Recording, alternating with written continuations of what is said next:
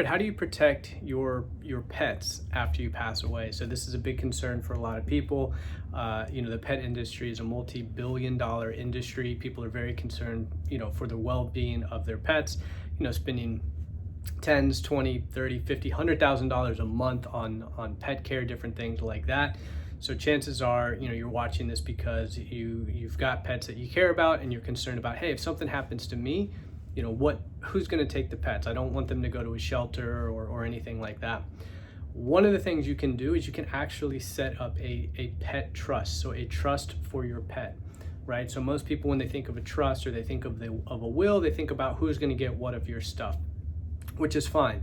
And sometimes you might put in there, provisions about your pet, but there's actually a legal document, called a pet trust, where you can spell out the specifics of, importantly, who's going to take care of the pet, right? That's, and maybe you name an alternate person in the event that, the first person you name can't or won't for whatever reason. Now, like all of our trusts and whoever you name as the person, we always recommend speak with them, let them know that you're naming them as that person, just make sure that they're okay with it.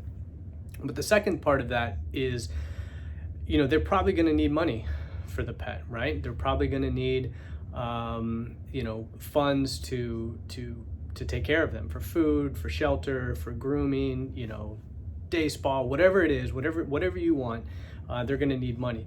So we can set up a trust that's going to say how that money is to be used, where that money is to be held, for whose benefit it is, because we need to set that aside, right? And because, a lot of times what we see often is person just does a will and they say who's going to take care of the pet, but they don't set up where that money is going to come from, and now that person is potentially left in a difficult spot because they might not have the funds to do it, or maybe the third piece of the trust, the pet trust, is what type of treatment do you want. So we have clients who their pet has been going to a certain spa every day for their entire life, and they want to make sure that they continue going to that spa.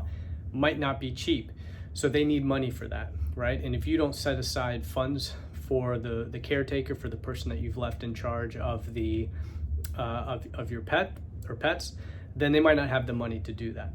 So just a good thing out there that if you're starting to think about planning, and you do have pets and you're concerned and you don't have somebody lined up, or even if you do, good idea to put it in writing so that there's you don't have fighting amongst, let's say, kids as to who's going to take care of the dog or something like that. Make sure you have it very clearly spelled out, who the caretaker is going to be, what money they're going to be receiving, how they're going to be receiving money, and then the specifics, the type of care, the type of treatment that you want your pet to receive for the remainder of their life.